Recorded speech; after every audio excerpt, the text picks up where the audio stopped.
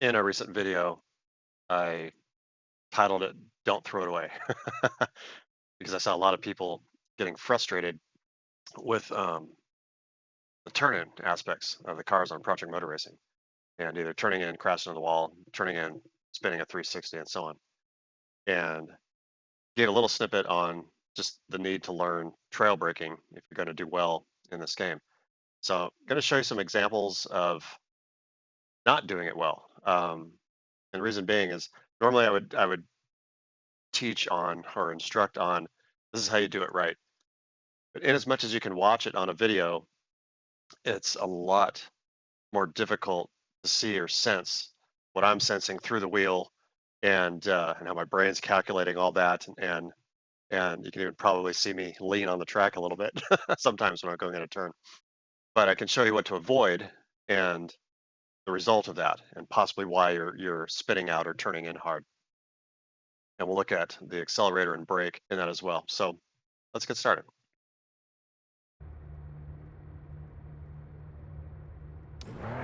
So this is me in the Porsche Cayman, and I'm just going to do some nominal laps, braking before I get into the turn for the most part, and just using the steering to show you how much the car can push. And really can't go much faster because you can see, even here, it's just starting to plow. Although it does have some good grip, I do admit that.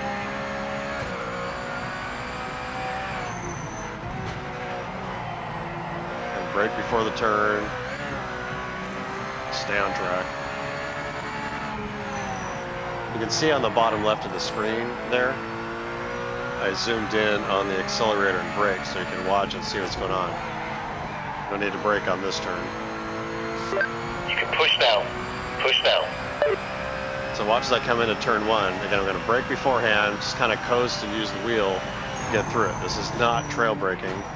This is safe, basically braking, but it's going to be slower. Now, admittedly, that turn felt very good going into it. Obviously ran over the edge there. But when you can set yourself great in a turn, it feels good. As I mentioned before, more than likely trail braking is going to be faster. We'll look at that shortly. Whoops. I'm not claiming to be a great racer or driver here at all. And I also did go into this cold. No practice, no tune on this car for this track. I just started doing it. And I'm also no stunt driver, so you're not going to see me spinning around and doing a 180 and shouting at the end. But again, brake early, just kind of let the car coast and see what I can push through here. Braking as much as possible and letting it coast or keeping a moderate speed through the turn.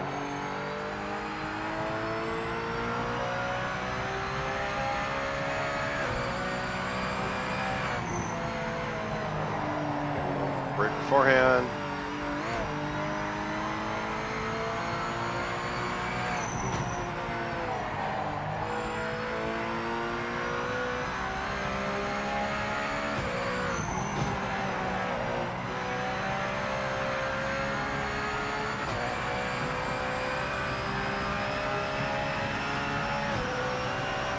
So roughly a 54-second lap. What do I do here? Still about the same.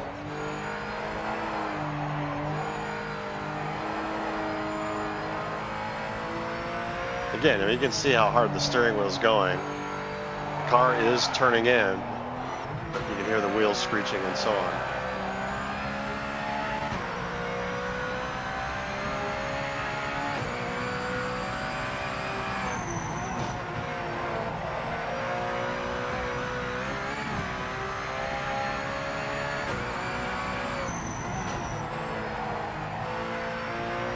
And watch the brake and accelerator on the left. You can see, well, this I'm going to coast through. I guess it doesn't matter.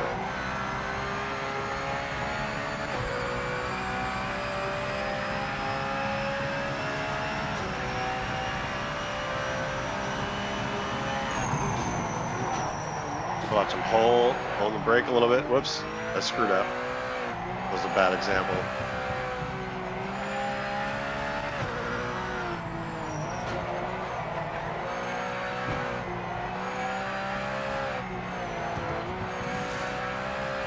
What you're going to see is I'm going to hold the brakes a little bit longer.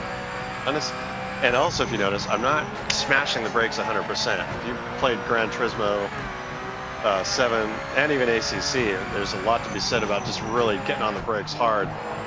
Sometimes I will, but I'll start backing off. Sometimes I'm only giving it 80% because I don't need to slam on the brakes and get that car to turn in. If you watch the brake meter, you'll see it maybe blip on or just stay on a little bit longer. Sometimes I screw up and I have to hit it twice. So I'm going to hold it just a little, give that turn in.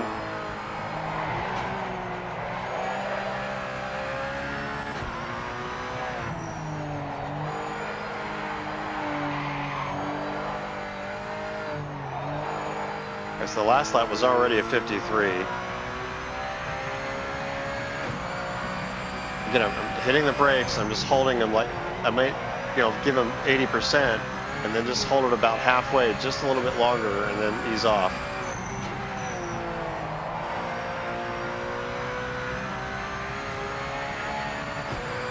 I'm already a second ahead just by doing that. So there's, again, your advantage of this. Carry more speed into the turn, you still have control in the turn, because not only are you turning with the wheel, but your brakes are also doing something similar.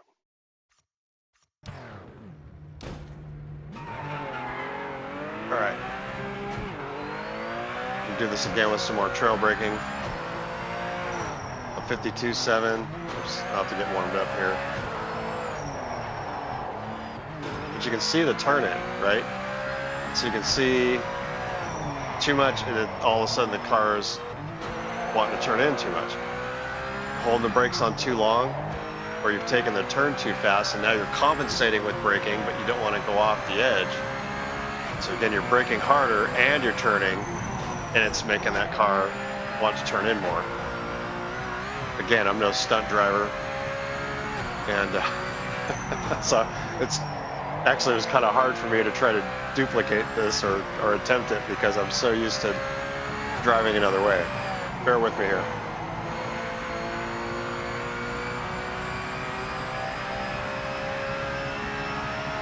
Again, keep your eyes on the brake meter on the left.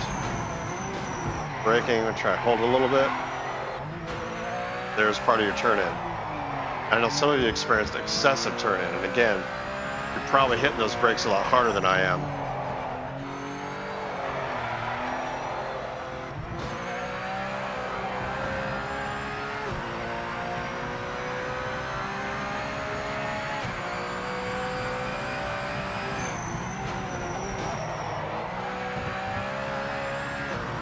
So I had to let off because the car was turning in too much.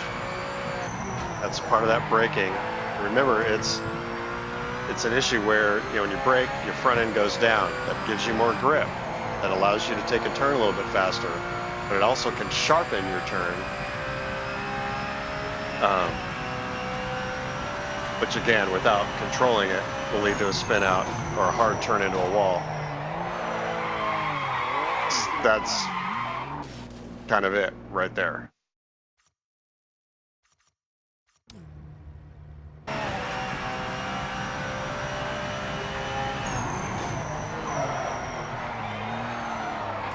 That's just going too far, too deep, too fast. There's carrying the trail brake in a little too much. So it makes the car turn in, then you're having to counter steer and fight it.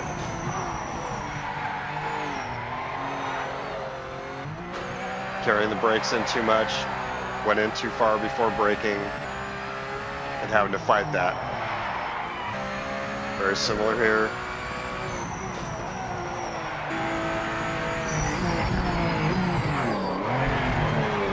Similar here. Just too much speed, too much brake, and the car's going to want to turn in.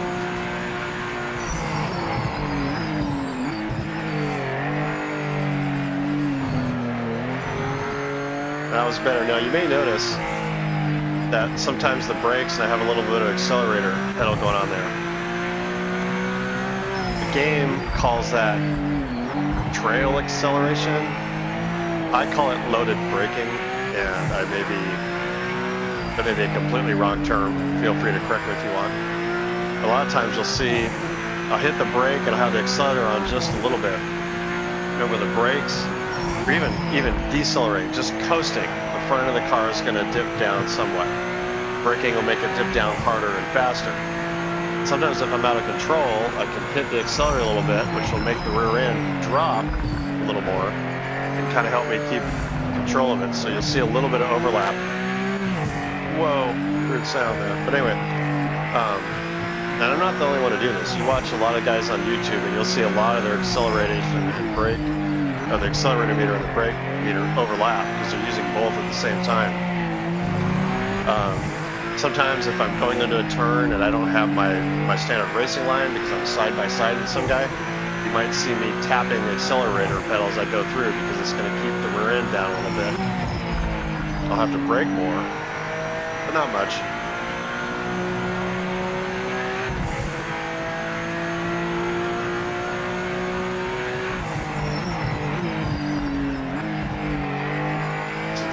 So the brakes carried it a little bit through the turn, and it helps bring more of that turn in. You're only going to be able to try this on your own. Like I said, it might be difficult to see on the screen, but you need to try going on a turn, as you normally do, and just holding the brakes halfway as you go through the turn and feel that turn in. Eventually you'll be able to hold the brakes part way and realize whether you need to come off or whether you need to stay on it. You might need to bump the wheel a little more or a little less to get it either to turn in or not turn in so much. You may end up like I've shown a few times here, where you're hitting the brakes and the car's oversteering, and then you got to counter steer, and it's just part of racing. You watch a lot of guys from their in-camera view in real life, and you'll see them fighting that wheel. And it's not like the ground is rough, because they're trying to keep that oversteer, they're trying to get the maximum amount of grip that they can while they're in a turn.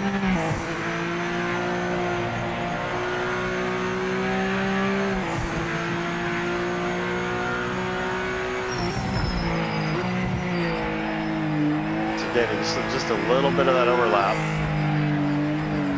Another thing too with that is sometimes if you keep a little bit on the accelerator, you're keeping the turbo a little more spooled up, or the engine a little more spooled up and ready to go.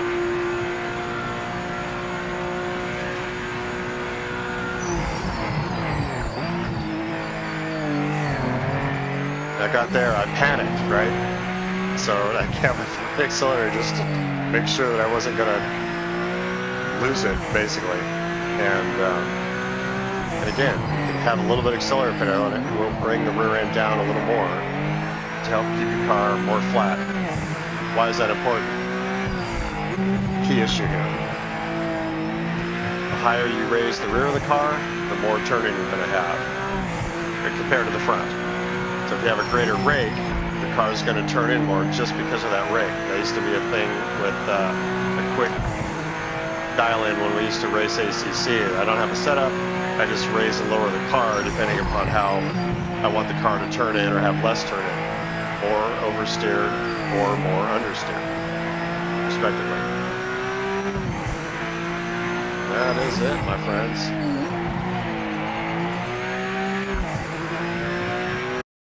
So again, things to consider: the raising or lowering the rear of the car compared to where the front is, higher than the front, or how much high, excessively high, close to the front, or you raise the rear of the car compared to the front end, the more it's going to turn in. And really, on one sense, you think about it, it's a centrifugal force kind of thing. Imagine, like the old Porsches. Everybody who didn't understand, they would complain that having an engine in the back would make that rear end want to swing out, and they're not wrong. So sometimes if you lower the rear end, it can soften some of that excessive understeer, that excessive turn in. But do it too much, you're likely going to lose speed. You're always better off having a little more oversteer than a little more understeer for the most part. And again, as far as the trail braking, you're gonna have to try this on your own. You're gonna have to get into a turn and maybe go to uh, what was the first track we were on? It's not Derby. I can't think of the name. Anyways, sorry, I forgot that where that track is because you can get on the track and go right into a couple of turns and you can feel it, or hopefully you can feel it. And you just need to learn to, okay, as I'm braking, I can feel the car go in, even though I haven't changed the steering wheel. My steering wheel is still the same, but that's okay. That's part of learning that trail braking, and it'll help you in the long run. So I showed you kind of what not to do for the most part. Um, this is going to be up to you to figure out what to do because I think it's a little difficult to show on screen. Um, how that car is turning in. Again, I can feel it in the wheel. My brain is calculating with what I'm seeing on screen and the wheel, and it's working for me internally to give me that kind of help. I hope it will do the same for you. Feel free to comment on this, and again, I will do what I can to respond back as soon as possible. And if you want a more specific video on this, if you think it would help you, I will try that too, or try to work with you if we are in a similar time zone and can work it out. Enjoy.